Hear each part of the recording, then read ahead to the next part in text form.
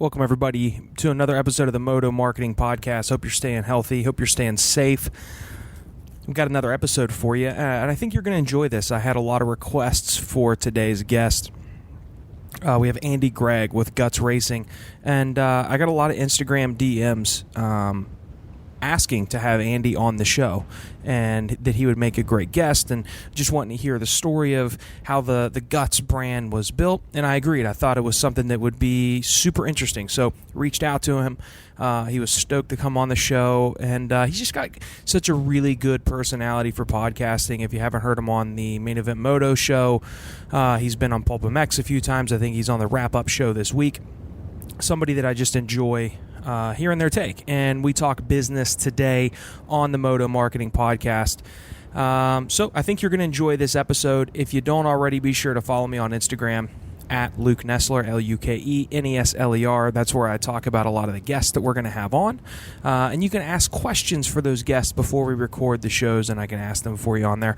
If you have questions for me, whether it's about the podcast, whether it's business, marketing related, feel free to email me at questions@motomarketingpodcast.com. I appreciate you guys listening, and hope you enjoy today's episode, and I hope it gives you something to pass the time, and hopefully we're out enjoying the Pro Nationals here soon and back on the tracks, back on our motorcycles. But until then, here's Andy Gregg with Guts Racing. Enjoy the show. Welcome to the Moto Marketing Podcast, presented by RacerX, the podcast for moto industry professionals, entrepreneurs, and riders. If you want to grow your brand and business in today's digital-first world, you have to know how to turn a stranger into a fan, turn a like into a customer. You have to know how to turn attention into dollars. This podcast is dedicated to keeping you in the know on real marketing tactics that work in the moto world so that you grow your business and help grow the sport. Get ready to learn from the very same marketing experts trusted by RacerX, Lucas Oil Pro Motocross, GNCC, and NBC Sports. They'll help you navigate the world of digital marketing for your moto brand. This is the Moto Marketing Podcast. Presented by RacerX. All right, welcome back, and as promised, we've got a great guest for you today. We've got Andy Gregg from Guts Racing on the line with us. Andy, welcome to the show, man. I'm excited to have you on today.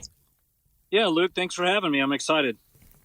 So I think you are number one thus far as the most requested guest that folks on Instagram that listen to the show ding me on Instagram DMs and say, man, you got to get Andy on. We've had several that have said the same thing, that they are interested in hearing how you brought this company in, and you are now used on more top race teams, top athletes as far as the seat than any other brand. And it's been a point of interest that people have of how the heck did you do that? So let's kind of tell that story today. Where did the brand come from? How did you get the attention of the marketplace and really get a chokehold on what seems like such a simple product? You've done it in such a different way and really shown the value, and now you're killing it. So that's kind of where I want to go today. Okay, yeah, so, I mean, we can go from where it started. Yeah, please. Back, when I was just a little guy, my dad worked with my grandfather in an upholstery business doing, couches and chairs and, regular, everyday, upholstery. And I started riding. My dad rode, my grandfather rode and everything, but I started riding, and I started getting a little faster, and we were racing just here in Northern California, and saw another kid's seat one day, and I was like, Dad, that thing's pretty cool. And he goes, all right, but my dad's like, we just can't afford to be buying stuff like that, so I'll just make you one. So I'm like, all right, whatever. And he went home that night, and at the upholstery shop the next day, made up a little jig and made the seat cover with the pattern I liked this other guy had. And I was 5 or 6 years old at the time. So this had been like around 85, 86. And we put it on, and man, I was super stoked. And then we went to a race, at the, another race, weekend or whatever. and a family said, "Hey, that kind of looks like the Seat brand, the CEET brand. That's a pretty, but it's different. Like what's why is yours different?" And then my dad, "Oh, I made it. My son, he wanted a seat, and we just really can't afford to buy him one, so I just made one." And they said, "Well, we like how yours is a little different. Can you make us one?" And then he started make one after another. So from 85 to 90, he was just doing seat covers as per request from the local racers, and just at night, on the weekends, things like that. And it started, as closer we got to 1990, it started getting to be really busy. And I just remember, late nights. He would still be up in the house trying to make silk screens to do the seats and stuff. And we'd be going to bed. And then one day he just went to my grandfather and said, "Look, I'm so busy doing these dirt bike seats. I think I want to branch off and do my own business." And so in 1990, he got his business license under Guts. And at the time, there's really no internet or anything like that. So to protect ourselves, he did Guts' acronym just in case something ever came up. And it actually stands for Gregg's Ultra Trick Seats. But That's obviously, interesting. yeah. A lot of people don't know that. And it's a fact that Yeah. when I tell people, they find that very interesting. And so that's kind of what started it. Was a little kid that wanted a seat like another guy.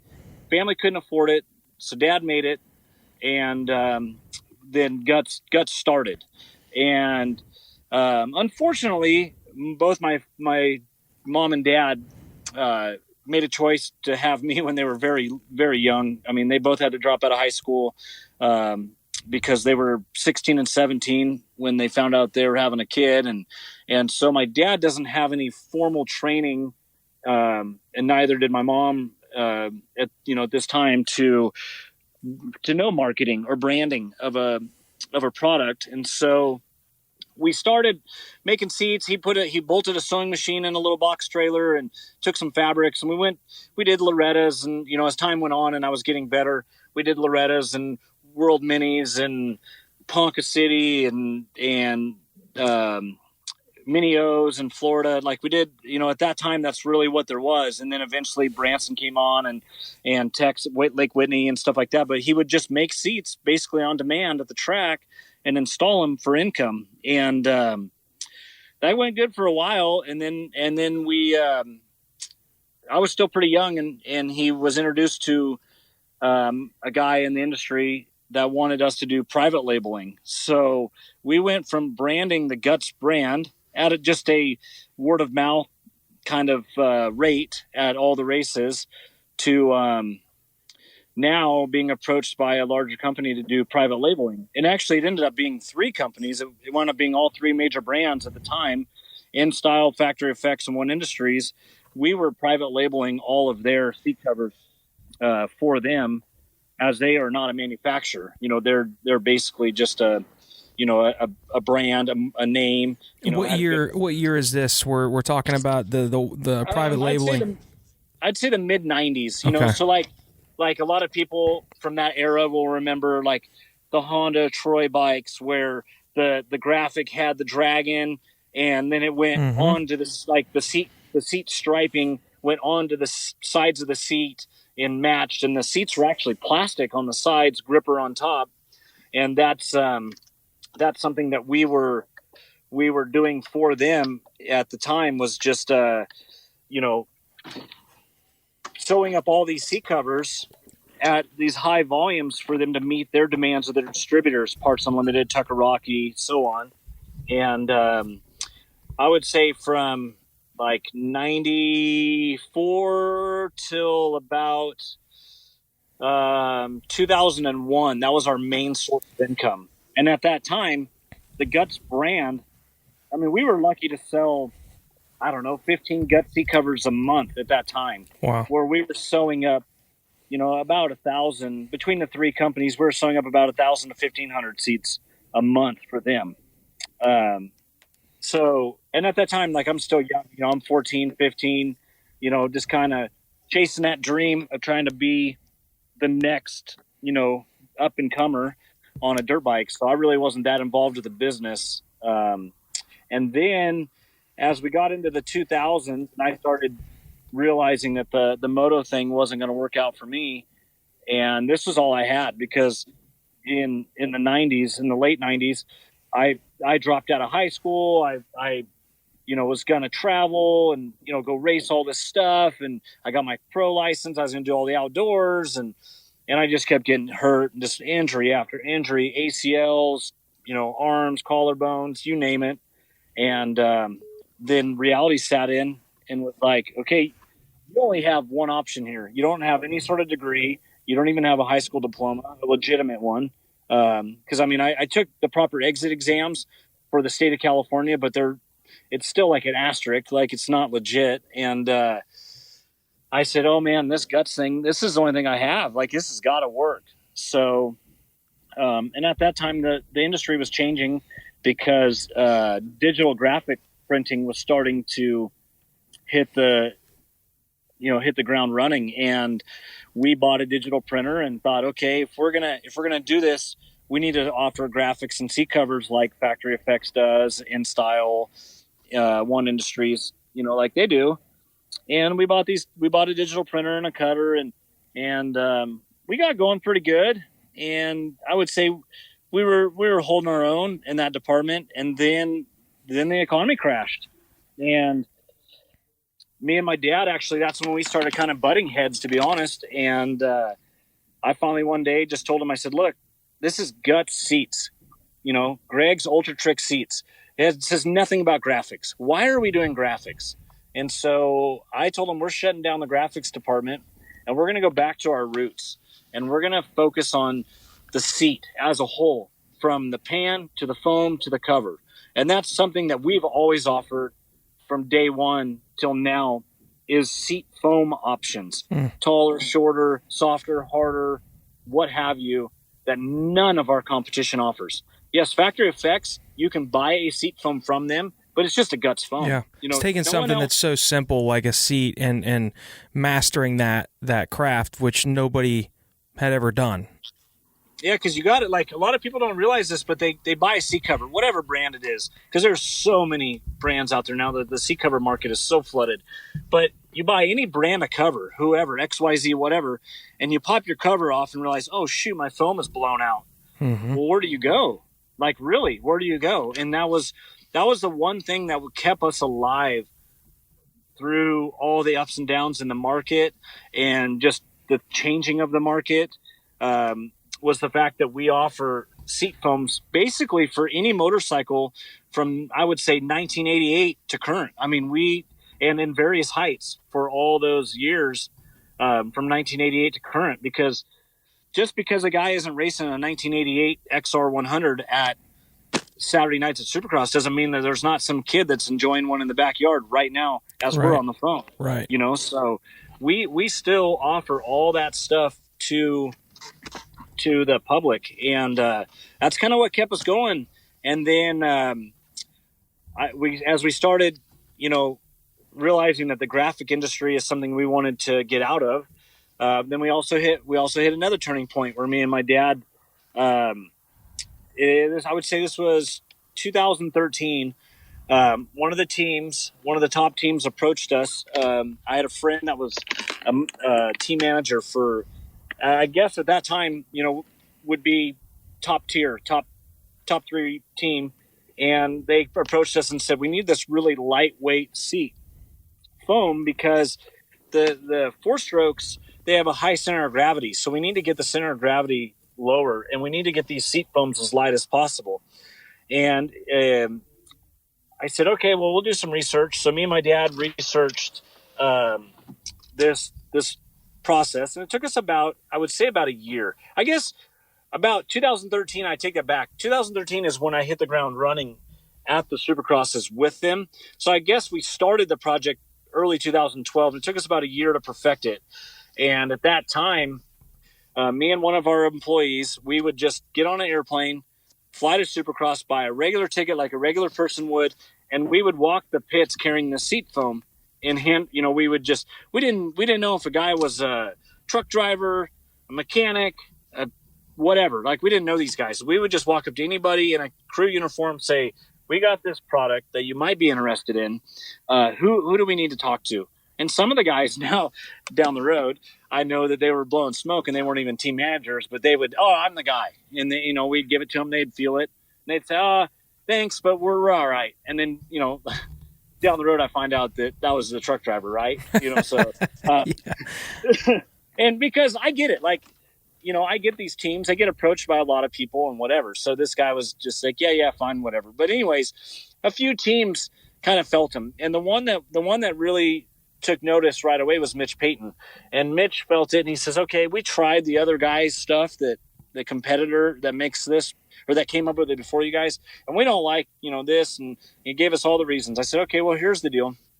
I said, we've been around for a long time, and luckily Mitch knew who we were. Like, Mitch has been there since day one, so he knew who we were from the 90s. And some of these other teams didn't. Some of these other teams, we would walk up to them, hey, Mandy from Guts Racing, we make the seat covers. Oh, you guys are new, you startup company? No, we've been around since 1990. Right. And they would give you a look like, sure, right, And but anyways, Mitch knew we were, and he said, look, I don't want to run this stuff. We've had some problems with it. And I said, well, let's make a deal. You run my brand, since you never have. You run my product. And then you call me Wednesday after you test it, and you tell me all the problems, and I'll fix them. Because I know you already said the other guy has no ambition to fix his problem. He doesn't feel like he has a problem, and he doesn't want to work with you guys. And Mitch is like, all right, I'll take you up on your offer. So they ride. We get a phone call on Wednesday.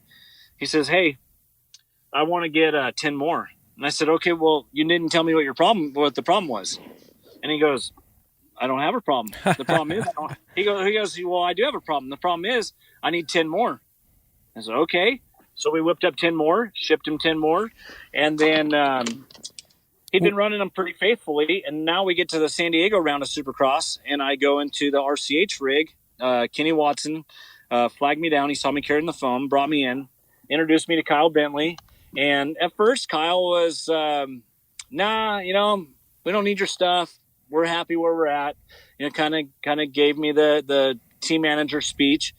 And it's okay, not a problem. I said, I'm just thankful that Kenny introduced us and whatever. And so we part ways. Well, that winter, I get after Supercross was done, outdoors are done, Kyle calls me and he goes, hey, so I used to be a mechanic at Pro Circuit, and I was talking with Mitch, and I asked about you guys, what you guys got going on, and we want to be, we want to start running your foams because Mitch, had some, good stuff to say about you guys. And that's kind of really what kind of, I guess, propelled me into, the marketing side of the Guts brand then, because now here I am, the face of the company as far as these teams are concerned, who they're talking to with Guts. And one thing I told Kyle Bentley, and I've stuck to my guns about this with anything, even if it's a retail customer, race team, whatever, is that I will never overpromise and underdeliver.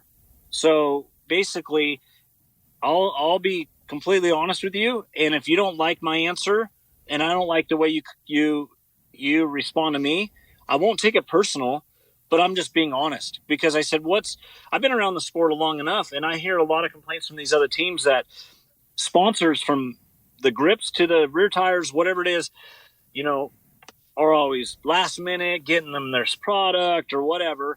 And I said, that's not going to be us. I said, if you order 20 foams and I can deliver 20 foams, I will. If you order 20 foams and I can only get you out 7 today, and you wanted 20 out today, I'm going to tell you I can only deliver 7 today.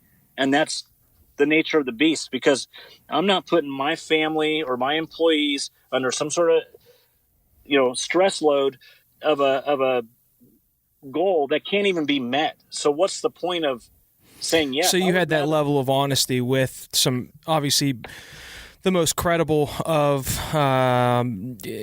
faces in the sport with Mitch Payton and those guys. So do you think that played a it's no BS with you. So you've got a quality product, you shoot them straight, you don't overpromise and underdeliver. So it kind of built your brand with the people that matter most in a way in the sport. And then from there, do you feel like that was kind of the jumping off point? You've got the people that need to trust you at the very top.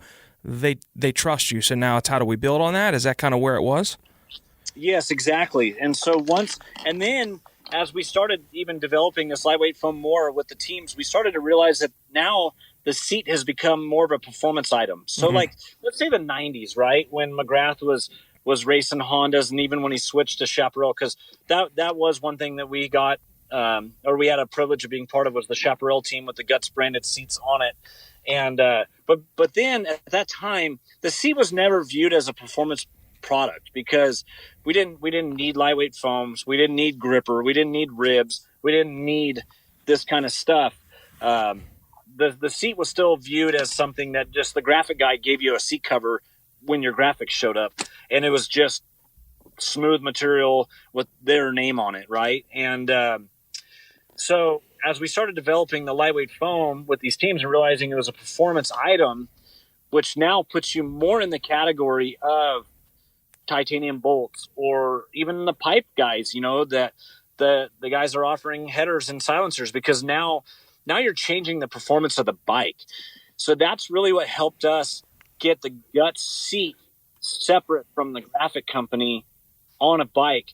But being able to have Kyle Bentley go to bat for you, and Mitch Payton, when other teams would call them or approach them and ask them, the level of service that they were getting, that's really what helped propel the Guts branding. And and not to take anything away from, because even before we were with Mitch and RCH, there were teams, satellite teams, or even smaller teams, and up and comer guys, amateurs and or privateers, that they were running a Guts seat, but not. It wasn't the same impact that you get from Pro Circuit or RCH, as far as, and like Pro Circuit, to be honest, they still don't even run a Guts branded seat cover. They run the lightweight foam, and they still run, or being paid to run a competitor's brand seat cover.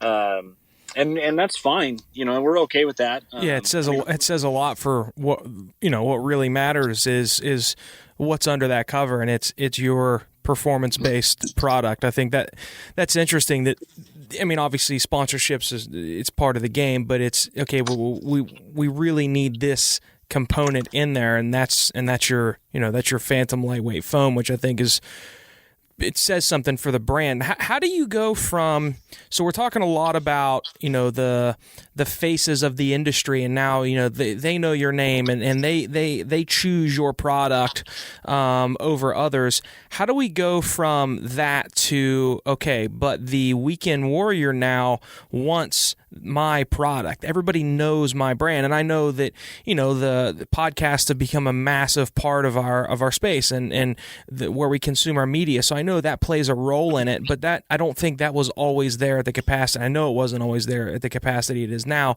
How did you go from the reputation you have with guys like Bentley and Peyton to John from Idaho that likes to ride with his son on a weekend at the race, and they choose your product? Was there a time that it's like, all right, we're really going to start pushing our brand to the Weekend Warrior masses as well?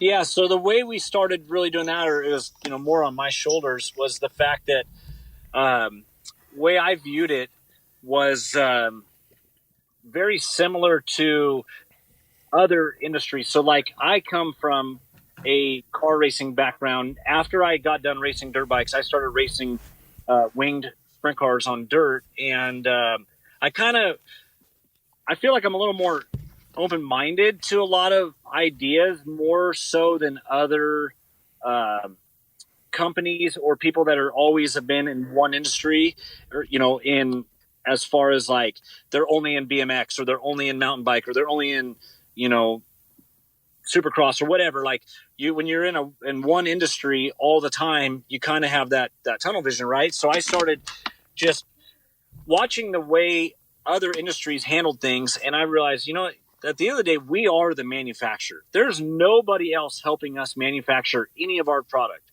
So what could I do? Like with my race car, how do I approach a company and get them to sponsor me with hard parts for my race car some way, shape, or form? And I realized, you know, as a competitor, even when I raced dirt bikes, I started thinking about it. I go, you know what? If I got something for free to start with and then a discount after that, I'm more likely to be loyal. Because when I was racing bikes, I would mail my resumes to companies, and they would just send me back, oh, you get 40% off gear. Or like O'Neill, when I had my pro card, O'Neill sent me back a thing, you know, it's like, you know, you get 80% off gear, and then here's your structure based on points. You know, you have a bonus system, blah, blah, blah, blah. But I started to buy something, and I was like, you know what? In this day and age, like, how do I get people to realize that my product is better than everybody else's product? Because we come from a upholstery background. We actually understand the fabric different than other companies. Like, I know for a fact our seat cover fits better than any seat cover on the market, period. And the reason why I know that is we install a lot of competitors' brands. Where we're at in Northern California, there's a lot of guys that ride, and they will come to us and pay us, you know, $25 is what we charge to install a competitor's brand seat cover.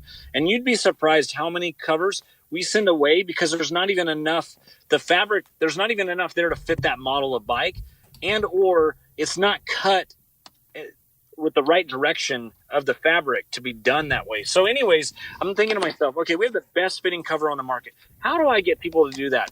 And I said, you know what, from here on, for the first year and a half that we're really going to hit the ground running and try to get our Guts brand out there, I'm going to, every person that sends me a resume, no matter if they're a C rider, A rider, pro, whatever, they're going to get at least one seat cover for free.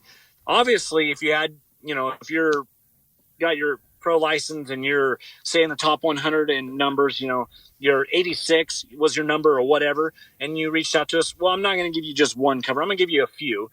But I at the time, I didn't care if you're on a PW50 or you're riding 60-plus vet. You took the time out of your day to email me a resume and reach out for support.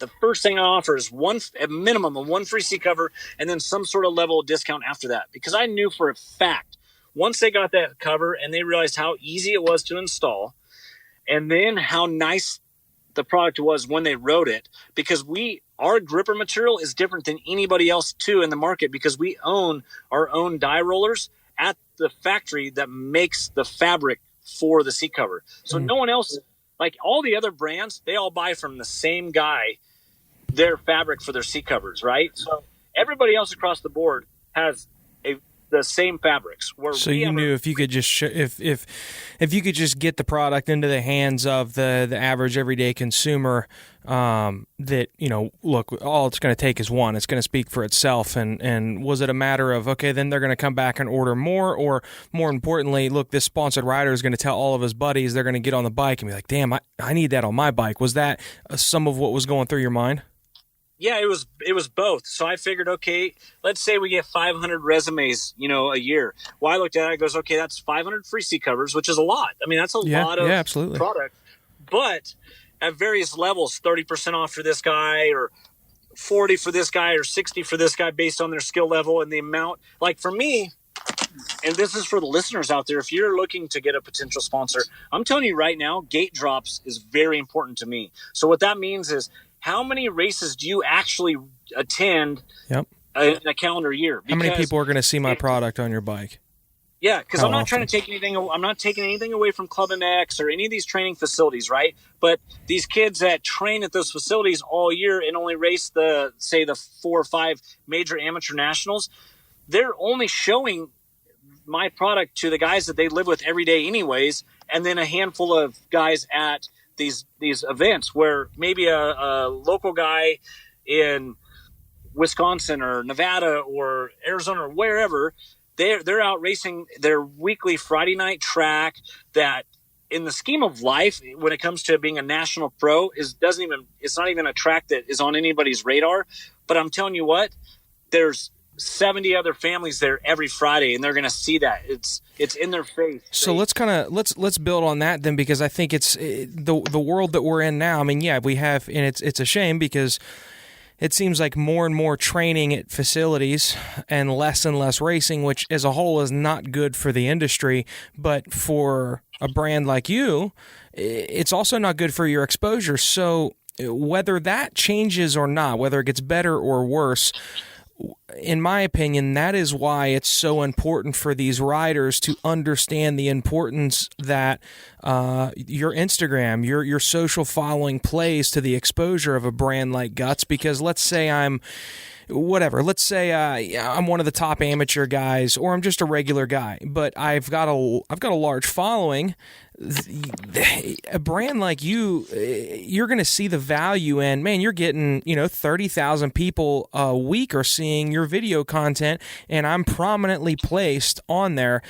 Do you look at that as that's as important as you go into these races? It's more important. It's less important. Do you see the importance of your athletes seeing the value in building their social following, promoting you, showing how they're using that product when they're posting on social media?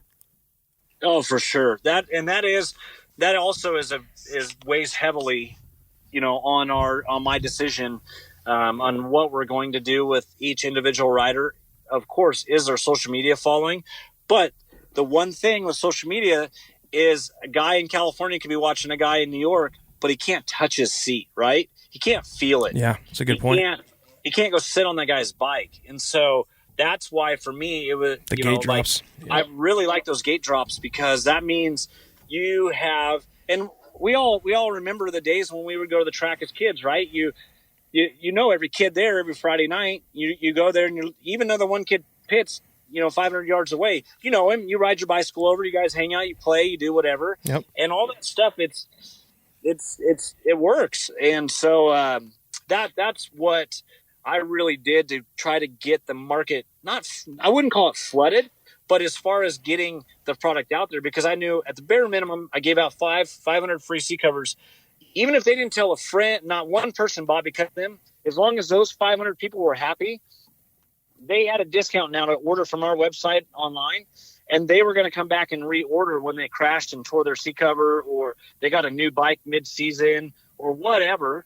And that really worked. I mean, our online sales started going up because of that, because that's how we track them, is we have everybody order through our website. So that way we can make sure that they're, one, getting their proper discount, and two, we do offer free shipping to all online orders anyway. So they're going to want to order online and get free shipping.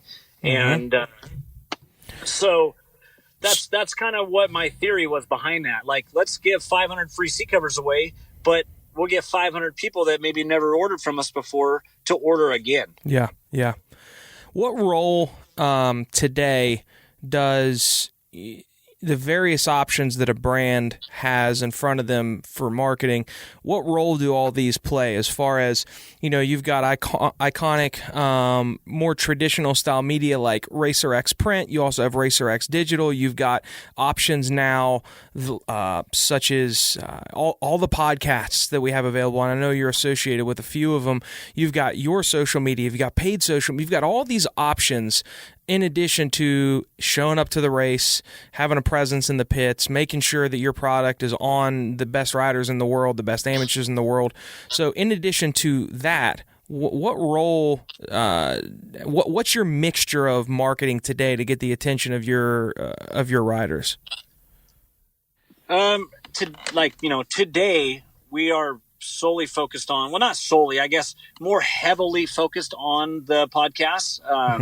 Podcasts are very popular right now across the board, just in society. It doesn't matter if it's from, jogging or health, nutrition, food, whatever. It's huge. And so And it's massive in this space. I mean, I'm involved in a few different spaces. Moto and then cycling are my two passions, which is why that's where my business focus is. But I mean, I listen to business podcasts. I listen to fitness podcasts. I feel like the podcast listenership in Moto, that fan base is rabid. What I have seen from Steve and what he does on Pulp and even, the other Racer X channels, like if you're associated with those podcasts, it seems like you're going to move product because the fan base is so loyal.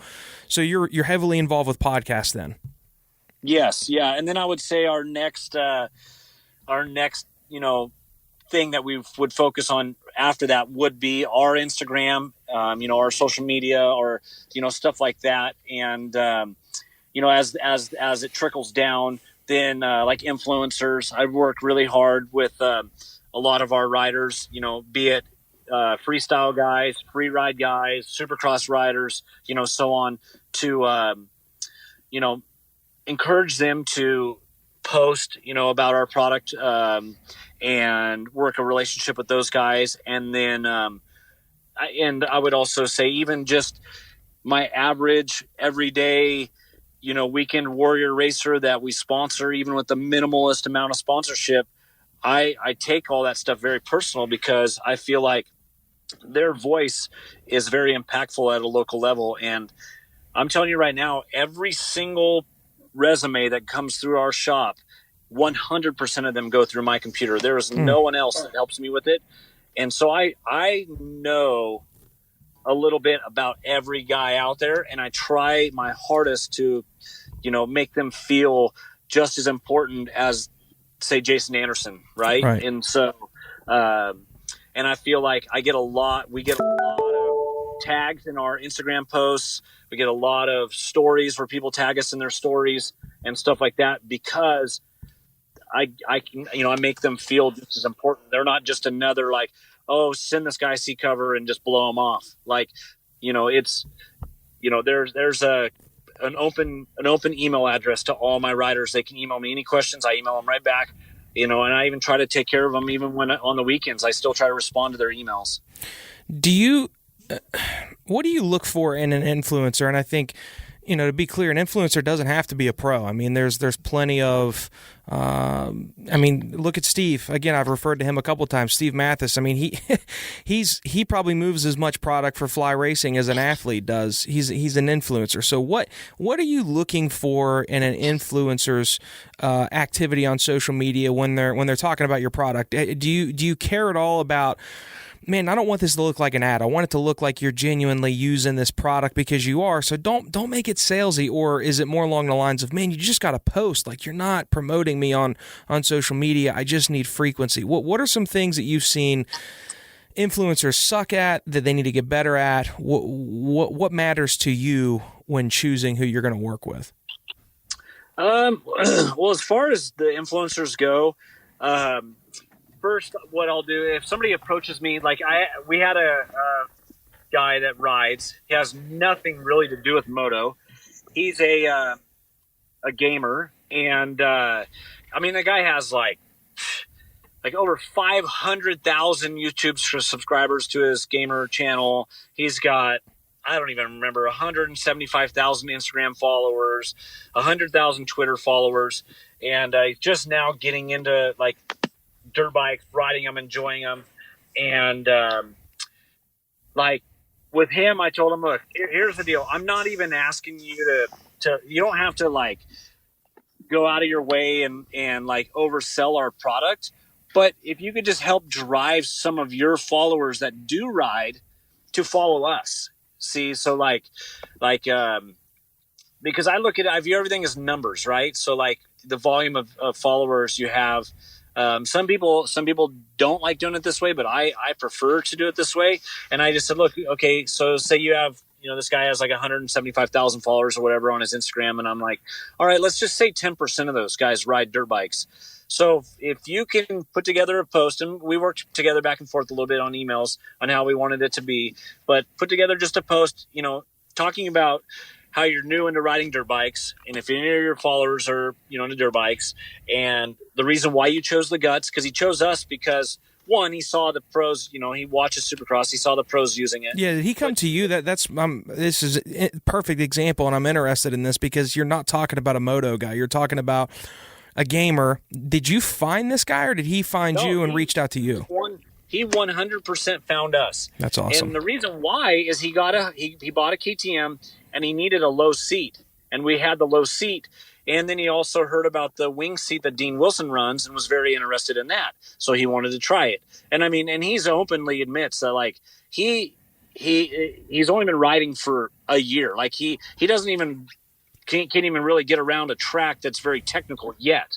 But he needed a seat that he could touch the ground, and we offer a complete seat for the KTM. So that was really friendly to him that he could just bolt it on. And I said, and that's what I told him. I said, I want a post of you explaining to your followers what you explained to me, that you needed a seat that you could touch the ground on, a seat that you didn't have to assemble yourself, and so on. And I mean, gosh, like overnight, we gained like 2,000 or 3,000 followers. And that was important to me because when we run a Cyber Monday sale or we run a mid-season promotion or whatever, these people are going to see that and then, be able to capitalize on it and get themselves a discount because now they've chose to follow us because this influencer told them to. And that worked this year. I mean, it worked crazy around Cyber Monday, Black Friday. I reached out. I put together a picture with our logo, it was a picture that I liked with our product, and it just, the caption, I even put the caption together and I sent it to, I would say, I don't know, probably 30 of our top tier riders. And they all posted it on their social medias leading up to our sales. And it wasn't like go buy Guts product. It just said, hey, if you're interested if you've ever been interested in Guts product, they're going to be offering a huge discount during Black Friday, Cyber Monday. Just follow them so you can see, what their sale is. And I mean, we gained, I would say, about 10,000 followers during the month of November because of that. And that goes back to my thing. Like, look, I get it. Like, if you were in the middle of April, you order full retail, no pulp discount, nothing, you could be leaving our website, anywhere from $100 to $300, depending on what you bought, right? Well, if you're on the fence of buying our product, why not try to drive as many followers to your social media right before you're going to do a massive sale where you're going to do 40% off, 30% off, whatever the number is, and get these guys where they go, you know what, I'm going to buy it. It's a huge discount, and they get it. And I understand. You have McDonald's, you have Burger King, you have Taco Bell. Not everybody's going to like the McDonald's burger or the Burger King. Not everybody's going to like Guts, but at least I got them to try it. Right. And you know what? They didn't like it. At least they didn't spend $170 and then feel, burnt. They only spent maybe $70 or $49, depending on what they ordered, but they got a large enough discount to where they can say, you know what, chalk it up as, I didn't like the Guts brand. I'm not going to order it next time. But you know what? I wasn't out $180. I was only out a few bucks. So right. I use my influencers to help drive, not necessarily product sales. Just follow us. Just follow Guts. See what we have going on. Get to know us. Like, I feel like we try to offer a personal relationship. I try to show my office girls as much as I can, or my sewers or my foam guy on our social media, so people feel connected to them. So when they do have to call, they're like, oh, I recognize you from the video, this or that. We celebrate, our employees' birthdays on our Instagram because we want people to feel connected to our employees and not just feel like it's just another company trying to take their money. Well, and as far as, and we call that organic social media, just that's the stuff that you're not paying, that you're not running ads, right? That's you just posting daily. So we call that organic. That is hands down, that's the best way to use it. I mean, if you look at Impakt Results Instagram page, it's not a bunch of us slinging marketing at you. It's us.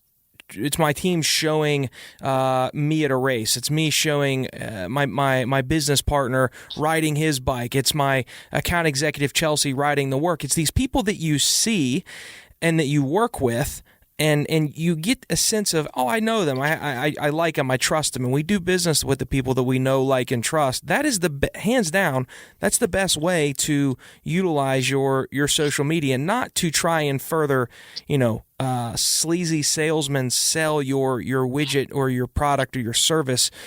I mean, so it's interesting to hear all these things that matter to you and how. I mean, you've hit the nail on the head. I mean, the way you utilize influencers, the way that you looked at that kid that reached out to you, the gamer, and didn't look at it as just another sale, where a lot of brands would be like, yeah, and I just sell this kid this thing. You saw the potential to grow your following, knowing that if I can just get people to see my social, learn about my brand, it's going to convert that attention into revenue. Again, there's a lot of, I encourage people to go back and listen to this episode again and listen for those little nuggets of what you're saying to this guy and how you want him to post and you're looking for the follower, not the, man, I didn't get 60% increase in orders from you. That's not what you're looking at. It's taking a girlfriend to a wife, not meeting her for the first time and getting married the next second. There's these steps in between that you figured out, and it's interesting because you're a smaller brand, but a very successful brand that has a chokehold on a really specific niche aspect of the industry, and it didn't just happen. I think you told the story on this episode of, hey, how did we get to where we're at? So, man, it's interesting. I've been intrigued with what you've done and how you've done it, and I also wanted to get you on the show, not just because people were requesting it. I was curious, where did you come from, and how did you get to where we're talking about today? And you pretty much shared that story, man. So I appreciate it. Yeah, thanks for having me on. Before we jump off here and rock and roll, what's for those that might not be following you, and I find it hard to believe that person's out there, but if somebody's been living under a rock, where's the best place for us to be able to follow you and the Guts Racing brands, and then what's the website as well? So the best is we focus mostly on our Instagram, and that one is just at Guts_Racing_Inc. And that's where you're going to find the most current, anything new. Like if we get a brand new color or material, we'll post it, or if we have a special coming. We do have a Twitter. Twitter's not. We struggle on our Twitter more or less. And then the traditional Facebook, just Guts Racing is Facebook. And our website is just gutsracing.com. Years ago, everybody used to spell it wrong. It's not GUTZ, it's GUTS. So it is GUTS, gutsracing.com. And feel free to leave comments or anything on our Instagram or DM us after this episode. I'd love to get anybody's feedback, positive or negative. I encourage the negative comments too. And I also do know that people don't always take time out of their day to leave positive comments. So if you do, we really appreciate when people do take time out of their day to actually give positive feedback. But yeah, that's kind of in a nutshell on how you can follow us. Yeah, it's, again, man, I'm impressed with everything you're doing, and I think for any size brand that's trying to kind of look, people that do it best leave clues, and I think the best thing for somebody to do is go to your Instagram account and just see what you're doing, because you pretty much explained, hey, we show the employees, we talk about their birthdays, but go absorb what he's done and figure out a plan on how you can implement that into your business plan as well, with promoting the brand in a way that's going to be engageable by your potential customers. So, hey, we'll link up all your social media and your website in the show notes as well, so you guys can also just click down there and find Guts Racing and pick up the product yourself, man.